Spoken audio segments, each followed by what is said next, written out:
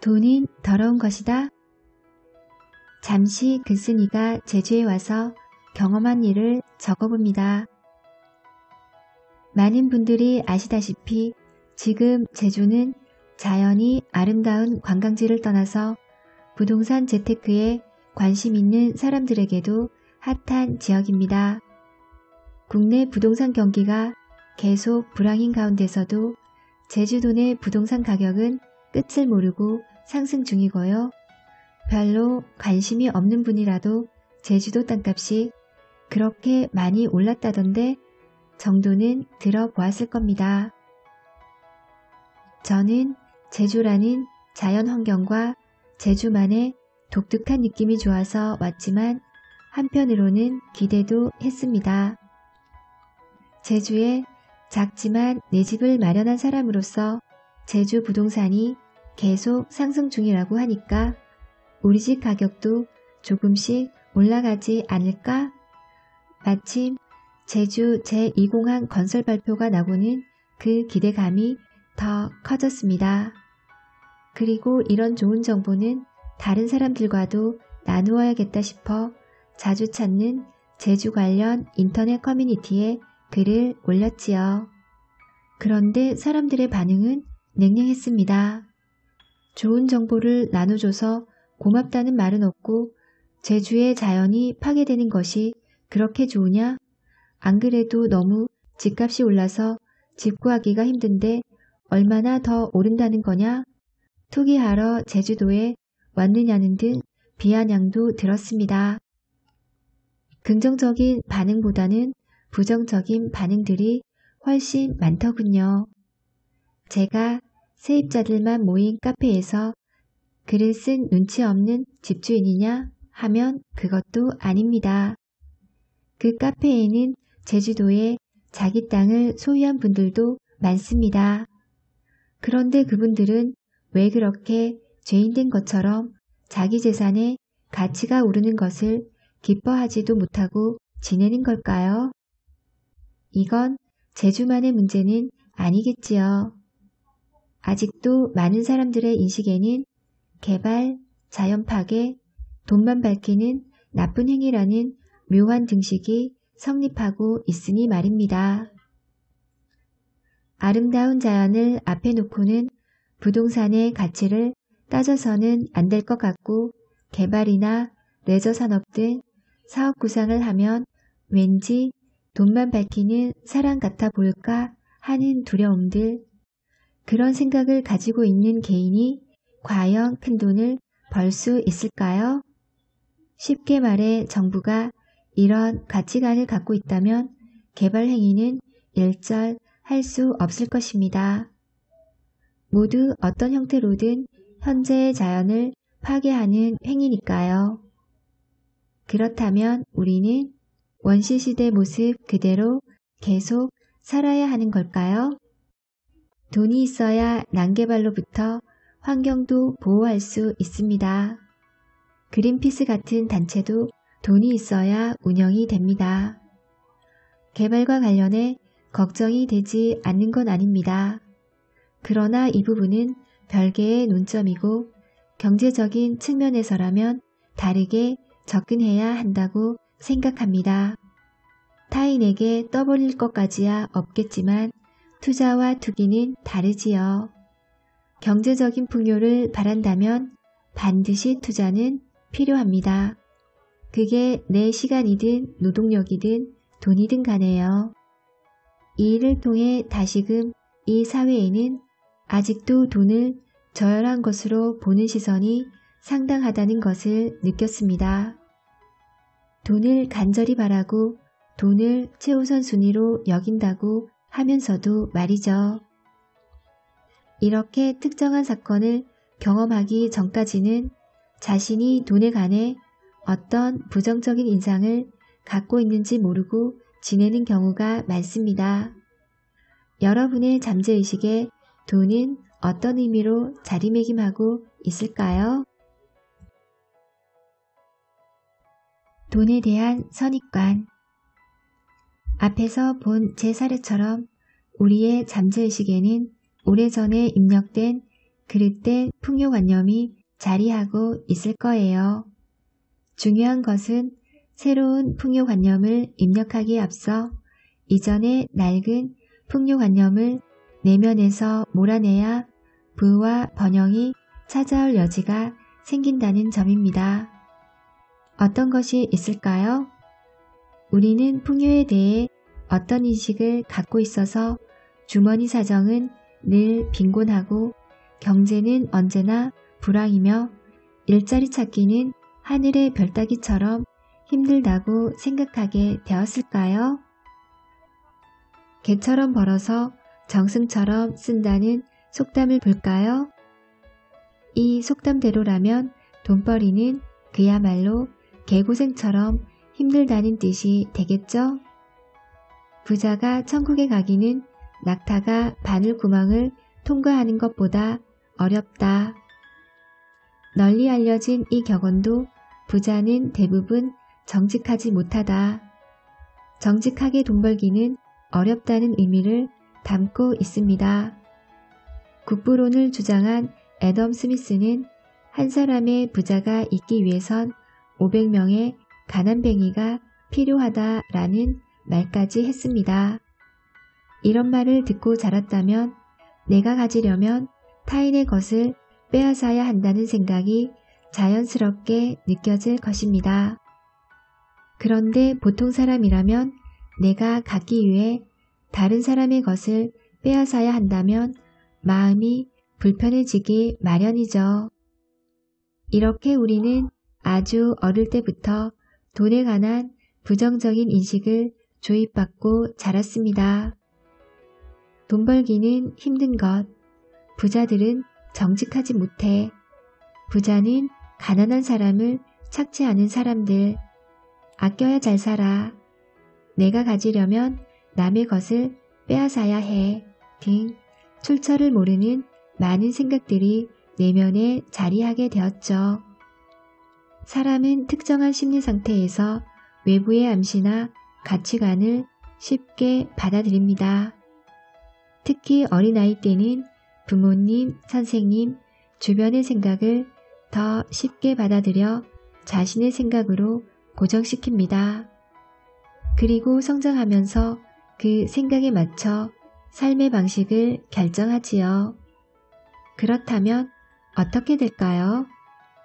위에서 말한 생각이 잠재의식에 뿌리 내린 사람에게는 돈을 번다는 건 힘든 일인 동시에 남에게 피해를 주는 악한 일이 됩니다. 그런 사람이 부자가 되려면 몹시도 힘든 과정과 속고 속이는 경험이 필수가 되겠지요. 따라서 풍요노트를 쓰기 전에 내가 돈에 대해 갖고 있는 안 좋은 기억은 무엇인가? 나는 돈을 어떻게 생각하고 있나? 자기의 잠재의식을 자세히 살펴볼 필요가 있답니다. 돈에 대한 두려움. 평소에는 의식하지 못하지만 우리 잠재의식에서는 내가 큰 성공을 하면, 큰 돈을 벌면, 지금의 나와 다른 사람이 되면 어쩌지? 하는 무의식적인 두려움이 있습니다. 인간에게 자아 정체성이란 나를 나로서 존재하게 해주는 중요한 인식의 틀인데 외부의 큰 변화를 경험하면 이전과는 180도 달라지지 않을까? 자기도 모르게 걱정을 하는 겁니다. 사람은 늘 달라지고 싶다고 하면서도 마음 한구석으로는 이대로의 내가 좋다는 생각도 하고 있으니까요. 내가 돈을 많이 벌면 이기적인 사람이 되는 건 아닐까? 내가 돈을 많이 벌면 바람을 피우고 싶으면 어떡하지? 내가 큰 돈을 벌면 매사에 돈으로 해결하려고 하는 금전 만능주의가 되면 어떡하지? 내가 큰 성공을 하면 성격이 오만해져서 사람들의 미움을 받으면 어쩌지? 이런 쓸데없는 걱정을 하는 거지요.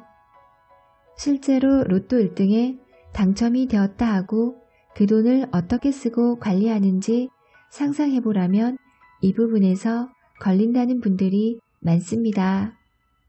우주택배 카페에서 로또 당첨에 대한 부정적인 반향에 대해서 함께 적어본 적이 있는데요.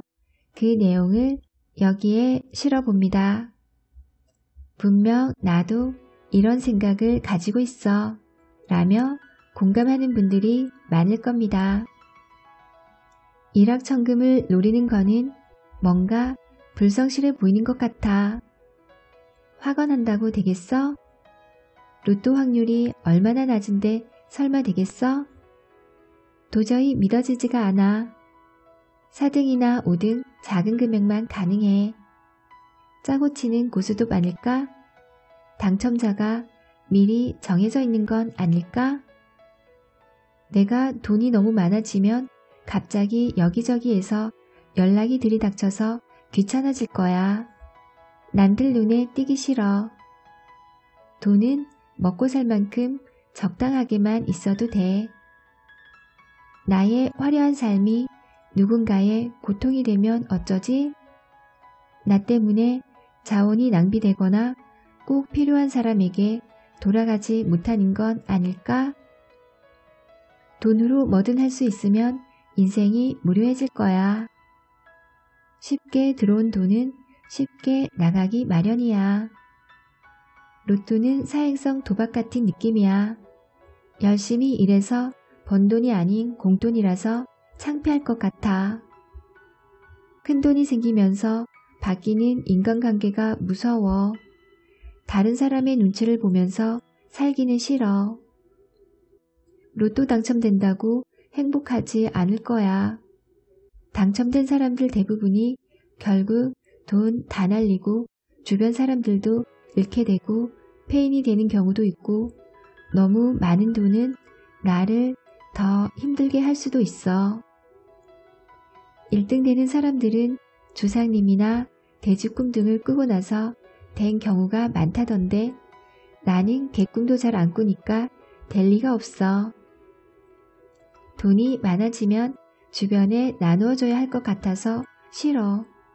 이렇게 나누어주기 싫은 걸 보니 난 너무 욕심이 많아. 욕심이 많은 사람은 복을 받을 수 없어. 술 좋아하고 친구 좋아하는 남편이 매일 친구 불러다가 술 마시면 어쩌지?